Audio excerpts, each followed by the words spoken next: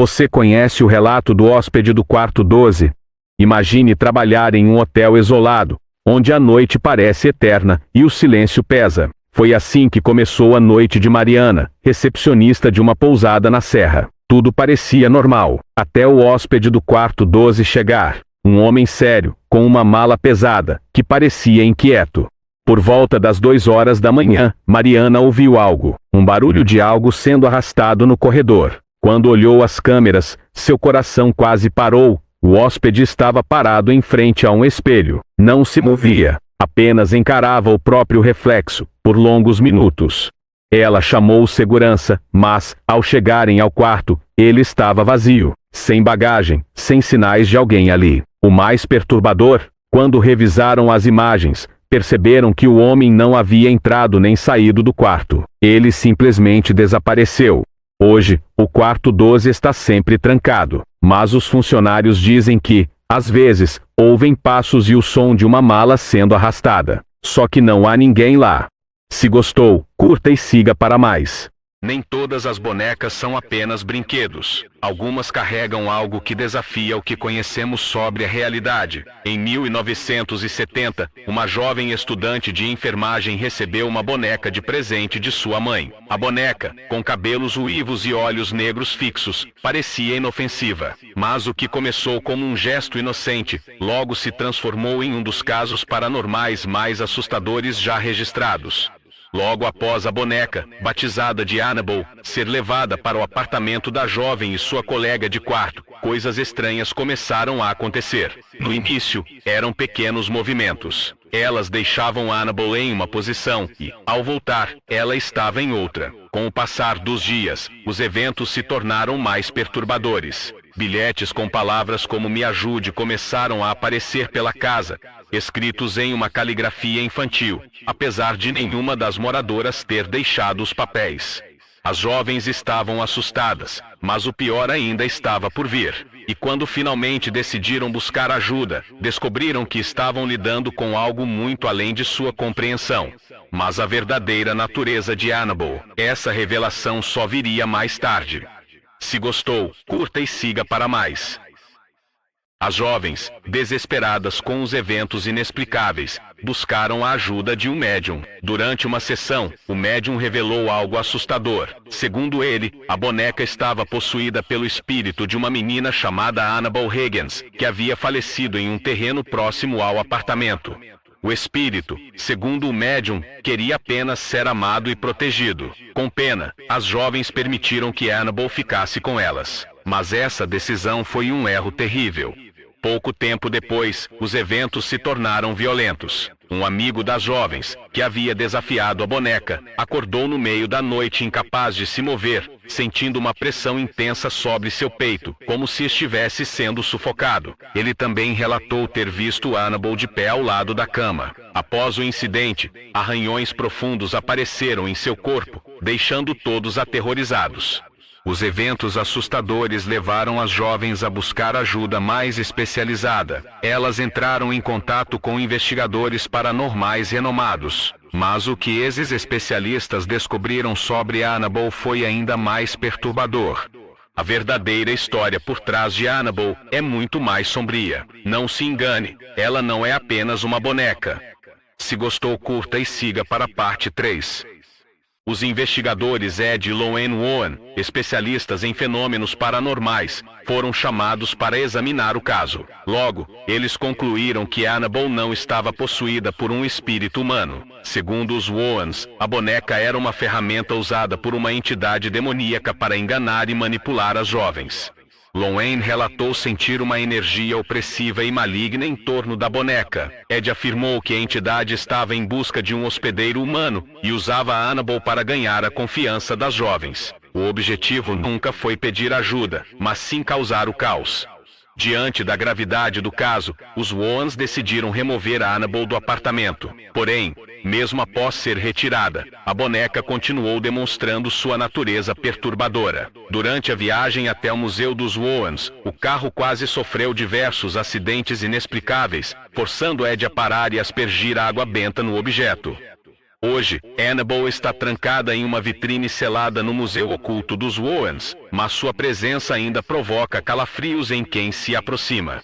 E para aqueles que se atrevem a duvidar de sua história, há relatos de que Annabelle já mostrou que sua influência pode ultrapassar até mesmo o vidro. Se você gostou, curta e siga para a parte 4. Muitos visitaram Annabelle, mas nem todos saíram ilesos. Um visitante, ignorando os avisos, zombou da boneca e bateu no vidro da vitrine. Poucos dias depois, ele sofreu um acidente fatal. Coincidência? Talvez. Mas para quem conhece a história de Annabelle, não é fácil descartar o que aconteceu. Os Warrens sempre alertaram: Annabelle não é apenas uma boneca, mas uma conexão direta com algo sombrio e perigoso. Sua história não é apenas sobre o passado, mas também sobre o presente. Mesmo confinada, Annabelle parece manter sua influência. Então, da próxima vez que você vir uma boneca empoeirada em algum lugar, pense 2 vezes antes de levá-la para casa. Afinal, nem todos os objetos carregam apenas memórias. Alguns carregam algo muito mais assustador. O oculto sempre estará presente na vida de todos nós, mas a decisão é sua de adentrar ao abismo. Se você gostou, curta e siga para mais. Visita na madrugada. Laura sempre teve o costume de revisar as gravações da câmera de segurança antes de dormir. Morava sozinha e gostava de se sentir segura. Mas uma noite, algo a fez parar. Às 3 horas da manhã, a câmera capturou uma figura saindo do corredor. Uma mulher alta, de cabelos longos e molhados, caminhava lentamente pela sala. O detalhe mais aterrorizante: Laura não tinha visitas. Seu corpo congelou. Reviu as imagens inúmeras vezes, tentando encontrar alguma explicação lógica. Mas cada repetição tornava tudo pior. A mulher não apenas andava pela sala. Em determinado momento, ela parava, olhava diretamente para a câmera, como se soubesse que estava sendo observada. Laura respirou fundo. Talvez seja um erro da câmera, pensou. Mas então, notou algo ainda pior. Na última gravação, antes da mulher desaparecer, algo mudou. A câmera tremia levemente, como se alguém estivesse bem perto dela. No reflexo da tela, atrás de Laura, uma silhueta de cabelos longos e molhados se aproximava. Ela não teve tempo de olhar para trás. No dia seguinte, a câmera foi encontrada caída no chão, gravando apenas um silêncio profundo. Se você gostou, curta e siga para mais. A Lenda do Corpo Seco, parte 1. Há lendas que nascem das profundezas do medo humano, e esta é uma delas. Você já ouviu falar do corpo seco? Uma figura que vaga pelas florestas do interior do Brasil, carregando a maldição de seus próprios pecados. Segundo as histórias, ele era uma pessoa em vida, um ser humano tão cruel e egoísta, que foi rejeitado pela terra, pelo céu e até pelo inferno. Dizem que ele maltratava todos ao seu redor, especialmente aqueles que mais dependiam dele. E, quando morreu, nem o solo quis aceitá-lo. O corpo, em vez de se decompor, secou. A pele murchou sobre os ossos, criando uma figura magra e deformada. Um ser que carrega a aparência de tudo o que é de pior na humanidade. As pessoas afirmam que o corpo seco habita as florestas mais escuras, lugares onde o silêncio é tão pesado que dá a sensação de que algo ou alguém está te observando. E não pense que ele é apenas uma visão passageira. Quem tem o azar de cruzar seu caminho raramente volta para contar a história. E o mais assustador? Acredita-se que ele não busca vingança, mas sim companhia. A solidão da eternidade o transforma em algo ainda mais perigoso. Mas o que acontece quando ele escolhe sua próxima vítima? Prepare-se, porque a história do corpo seco fica ainda mais perturbadora. Se gostou, curta e siga para a parte 2. Vocês já ouviram falar da Casa das 7 Mortes? Não é o tipo de história que se conta para qualquer um. E coisa pesada. Um lugar aqui do Brasil, perdido no tempo, mas que até hoje deixa arrepio em quem passa por perto. Quem entra lá, não sai igual. Reza a lenda que, no final do século XIX, existia um casarão, enorme, bonito, mas carregado. Dizem que o dono, um fazendeiro rico, era um homem frio, ganancioso, capaz de qualquer coisa para aumentar sua fortuna. Naquela casa, as paredes eram testemunhas de sussurros e segredos sombrios. E de gritos. Gritos que ninguém nunca ousou questionar. 7 pessoas. Foram 7, é o que dizem. Cada uma morreu de um jeito diferente dentro daquela casa, mas o que mais me arrepia é que todas as mortes aconteceram em noites de lua cheia. Era como se alguma coisa lá dentro despertasse nessas noites. Primeiro foi o caseiro, encontrado no poço. Depois, a governanta, que sumiu. Só acharam o lenço dela, manchado, no meio do mato. E os outros, eu nem sei se quero contar. Só sei que a cada morte, o lugar ficava mais pesado.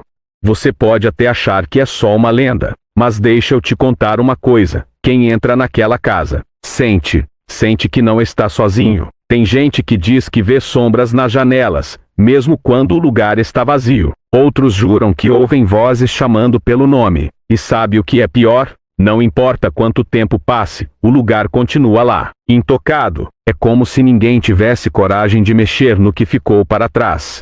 Uma vez, um grupo de curiosos resolveu passar a noite lá. Jovens, como vocês, achavam que era brincadeira. No dia seguinte, encontraram a casa vazia. Não tinha ninguém, mas, na porta, havia marcas. Marcas que pareciam de unhas, arranhando para sair. E sabe o que dizem sobre a casa das 7 mortes? Que as almas daqueles que morreram ali nunca foram embora. Que o lugar ainda guarda o rancor, o medo e a dor. Se eu fosse vocês, pensaria 2 vezes antes de querer descobrir se é verdade. Algumas portas, é melhor deixar fechadas. Nem todas as lendas são apenas histórias. O relato da criança no campo de milho. Carlos morava em uma fazenda isolada no Paraná, cercado por campos de milho. Tudo era calmo, até aquela noite. Por volta da meia-noite, ele ouviu algo impossível, risadas de crianças vindas do meio do milharal.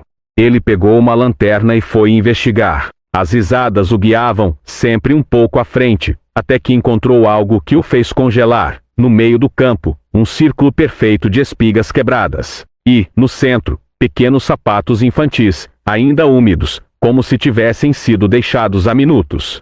De volta à casa, Carlos encontrou marcas de mãos pequenas nas janelas, como se algo tentasse entrar. Ele não viu ninguém, mas, naquela noite, sonhou com uma menina de vestido branco, parada no milharal, apenas observando.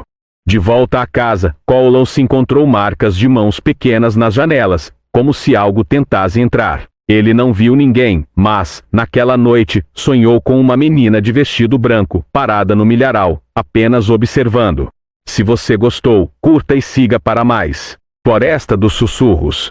Há um lugar onde ninguém ousa entrar, mesmo durante o dia. Dizem que a floresta é viva, mas não da forma como conhecemos. Os antigos contam que, ao entardecer, você pode ouvir sussurros entre as árvores, vozes que chamam seu nome, mesmo que você esteja sozinho. Um viajante ignorou os avisos e decidiu atravessá-la para encurtar seu caminho. Tudo estava quieto, até que ele ouviu passos atrás de si, mas, ao se virar, não havia ninguém. Conforme avançava, os sussurros começaram, vozes baixas, falando em um idioma que ele não conhecia, mas que parecia próximo. Quando finalmente saiu da floresta, encontrou marcas no braço, como mãos que o haviam segurado. Ao contar o ocorrido ao povoado próximo, foi alertado. As almas dos que morreram sozinhos naquela floresta ainda vagam, buscando companhia para a eternidade. Dizem que, se você parar para escutar, pode ser o próximo a nunca sair. Se você gostou, curta e siga para mais.